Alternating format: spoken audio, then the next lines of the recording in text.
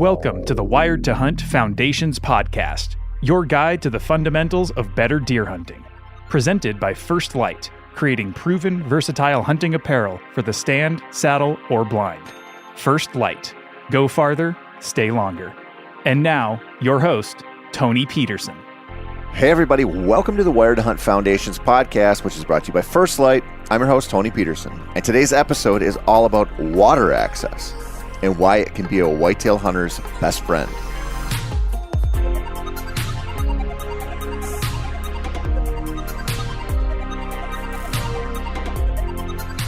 One of the main themes of deer hunting content, at least content that is supposed to teach you something, is, centered on finding the best spots out there wherever you hunt.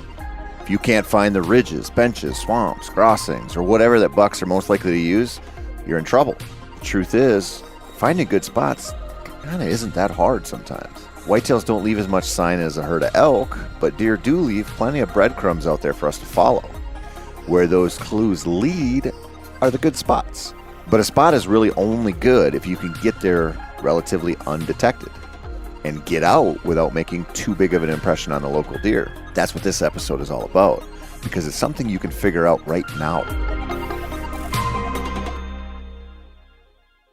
Way back in 2004, I finished a shift at a restaurant I worked at and drove to pick up my dad. We pointed my truck west at midnight, and by mid-morning, we started seeing antelope out in the wide expanses of South Dakota and then Wyoming, which was our final destination. We'd never traveled out of state to hunt anything other than turkeys or pheasants, but a good buddy of mine was obsessed with rifle hunting western big game. He'd given us some units to look into with, quite a bit of public land, and he helped us figure out how to navigate the application process. So we ended up drawing our tags, and I went to Cabela's to buy a rifle since I'd only ever bow hunted at that point in my life. I picked up a used 243 for like $400, which was a lot of money to me then. It shot flat and accurate and seemed like it would be good medicine for speed goats. When we arrived in the Red Hills to pick out a campsite on public land, we found a turnaround on a dirt road that had an old gnarled tree that will probably someday be a piece of petrified wood that Spencer Newhart's great-great-great-great-great-great-grandkids will puzzle over at some point. It was a good enough spot, so we shot our rifles to make sure all was copacetic there, and then we started hunting. This was back when driving all night and hunting all of the next day didn't bother me in the least. That has changed. And if I start a hunt with an all-nighter, it ruins the whole experience for me. But back then, I didn't care, especially because we were finally hunting a western critter in a setting that could have been damn near straight out of Mars.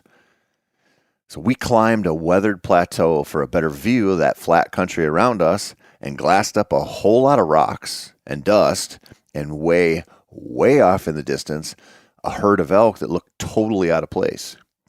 It took about 10 seconds of glassing to realize why every other hunter we had seen was road hunting. When we hiked back to the truck, we decided we needed to go out and look at a few more chunks of public to see if we could even find an antelope. Well, we did, and all it took was one short stock and my dad was on the board. His antelope had wide horns and by all accounts was just a pretty cool pronghorn. It was also anticlimactic because it was so easy. The next morning, I set out to see what I could do about filling my tag, and as we were hiking across the dusty landscape under the early October sun, I spotted a lone antelope so far away that I couldn't tell from the distance if it was a legal male or not. But it was alone, and that's usually a pretty good sign, so I figured I better try to get closer. The problem was that there was nothing between us, that would have really even hidden a coyote pup, let alone a full-size human. As I scanned the landscape, which always seems pool table flat and totally featureless, I spotted a washout. Some might call it a drainage, I suppose, but, it was more of a ravine or a gully in my definition. It doesn't really matter what you call it, because it was about 10 feet deep and looked to more or less lead close to the antelope. So I told my dad to sit back and observe while I dropped in and started hiking along the bottom of that dry gully. It took me back and forth, but always more or less in the right direction. Kind of like how the stock market goes up and down, but in its history has always eventually just gone up in a slow, steady march toward higher gains. Even if you don't feel like it, it'll get you where you want to go if you give it enough time. That's kind of what I'm saying. Anyway, I missed that goat on the first shot, hit him pretty good on the second one on a dead run, missed him when he stopped to figure out where the asshole was that was shooting at him, and then with my last bullet, put him down, and it was pretty exciting. The entire sequence of me getting into range of that antelope was made possible by lucky access that kept me hidden. That's it.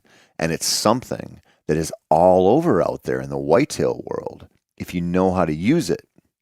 Now, of course, you might not be so lucky as to find a dry run that will take you right where you need to go, but then again, you might. When I took Steve Ranella down to Oklahoma last fall to teach him how to bow hunt whitetails, as well as, many other things about life that he just kind of needs to learn, we discovered that the rivers in the area were no longer really rivers. They were mostly dry runs pockmarked with pockets of water that not only held random wood ducks, which made sneaking through not as quiet as it could have been, but they were also full of dying carp and gar that drew in all kinds of critters looking for a little rough fish sushi. The access those dried up rivers gave us played into nearly every single setup I had. You know what? Scratch that. They played into nearly every single spot I found where we either killed bucks or had close encounters. I sat other spots and put Steve in other spots where we didn't have the same kind of access, and none of those setups worked out very well.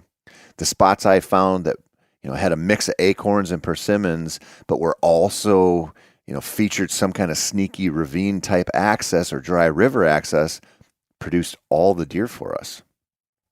Every spot I found that offered everything but that access didn't work out very well. Maybe on private ground with a little to no pressure, the difference wouldn't be as stark. But those deer were public land dwellers, and they were well acquainted with bow hunters at that point, especially crossbow hunters looking to shoot one while sneaking around at first and last light. I know I've talked about water a lot on this podcast, but this struck me as I was shed hunting with my daughter the other day. Water is great for killing deer, and I use it a lot, but waterways are the key to unlocking the best spots in the woods, like I had reaffirmed to me in Oklahoma last year. I know this isn't an option for everyone, depending on where you live and hunt, but it's worth understanding in any case. Very few things will help you consistently get on bucks more than understanding how waterways work in your favor access-wise. Now, this is a broad topic because we could be talking about a brook trout stream that is basically a souped-up trickle, one that you could hop across or walk along without getting your ankles wet in most spots. Now, the other end of the spectrum could be the Missouri or the mighty Mississippi or any lake or reservoir. Take your pick. One thing about this country that's pretty sweet is we have a hell of a lot of fresh water to work with. As I've talked about before, you can use water as a general barrier to keep your competition out, or at least it can function that way. A lot of hunters don't want to cross water to get to the deer that they think they can get to by not crossing water. This is always worth investigating, especially if you're on pressured ground. But the truth is, waterways should be viewed as two things: areas where deer will congregate and areas where you might be able to get into and out of their world undetected. I know you're thinking something like, yeah, well, if there is a stream that starts by the road and goes right to the spot I want to hunt, then sure, that makes sense. But I like hunting way up the ridge and out of the valley where the water flows. Great. Use the water to cover 85% of your entrance and exit. There are times where you might enter a property way far away from where you want to hunt, so that you have to hike to the water and then follow it through the property in a long and winding route to get where you really want to hunt. This is where so many hunters fail.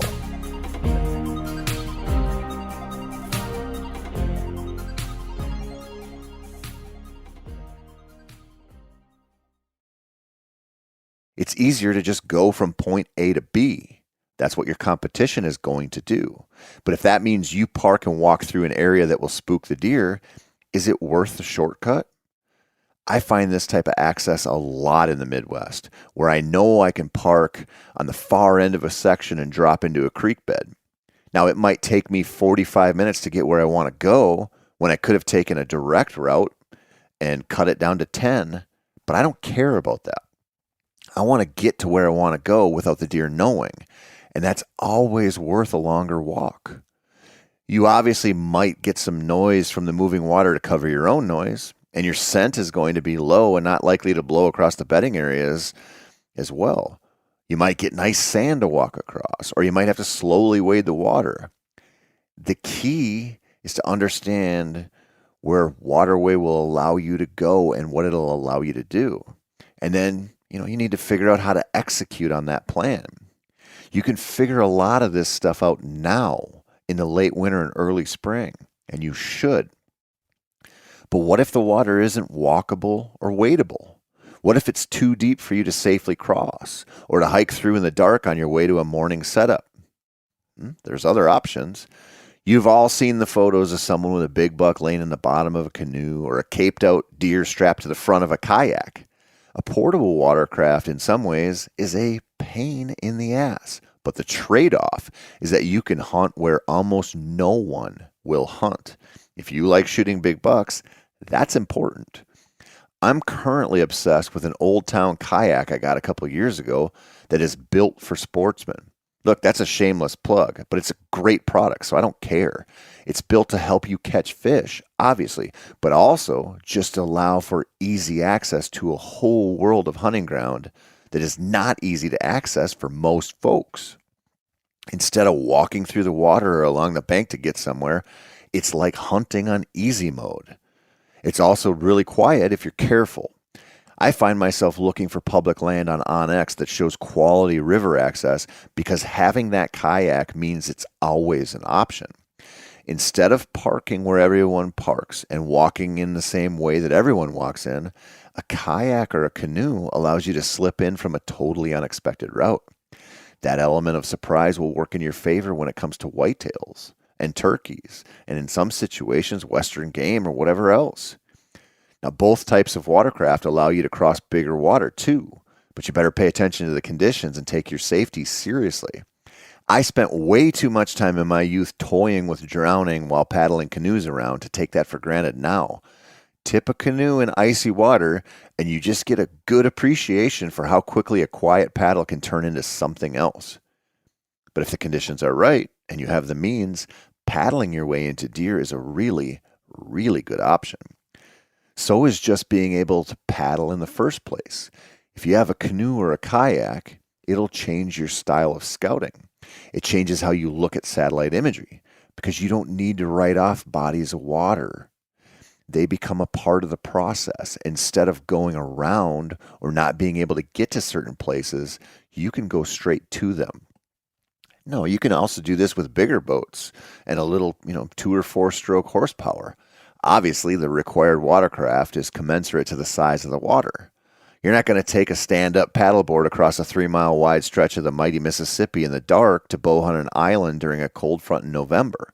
Or if you do, at least have your affairs in order and make sure you leave your hunting gear to somebody who will appreciate it. Bigger boats are nice for a lot of reasons, but are also a pain in the ass for a lot of reasons. The key to all of this is to take a look at what you have access to, where you might hunt or where you want to hunt, and how that all comes together. But then you want to trial run the whole thing. I can't stress this enough. Whether you're wet wading a small stream or firing up the outboard to go 10 miles down the Missouri to bow hunt a chunk of public land, not only do you want to know what you're going to get into when you do try this, but how long it's going to take, if there are any dangerous parts to the journey. And basically, you just want to familiarize yourself with the route. Keep in mind that when you do walk these routes while winter scouting or paddle them this spring, that you'll probably be out there in the headspace where it'll seem easy because you're not going to be, trying to be quiet. And you'll probably have good light to work with. You probably don't have a bunch of extra gear. Waterway access is a whole different thing in the dark when you're trying to be stealthy. Understand that. Drop waypoints on the entrance and exit spots where dangerous stuff might be, and actually, just plan out the route if you can. Then understand one thing. Water changes. Where Steve and I were hiking through, mud and rock in October this year, 5 years earlier, My buddy and I couldn't even wade that same river when we showed up to salvage a hunt down there. Many of the places I've hunted and hiked this year were dry and walkable when a few years ago they would have required a boat. Some September or October rain can change things in a hurry. Now, a downpour isn't going to affect the level of a reservoir too much, probably, but it might make a wadable stream a hell of a lot less wadable. A frozen swamp that you look at in March and think would be one hell of a good spot to ambush a big buck in November will probably be a totally different thing in November. The goal is to get comfortable with whatever level of water access you can muster up, and then to start to understand that spots and routes where it'll really come into play. Now, if I'm being honest, I'd say probably at least a third of the bucks I've killed on public land have died partially because of some kind of water-based access. Quite a few others died because of their first. But a lot of them just happen to live in places where using a waterway to get to them was the best approach.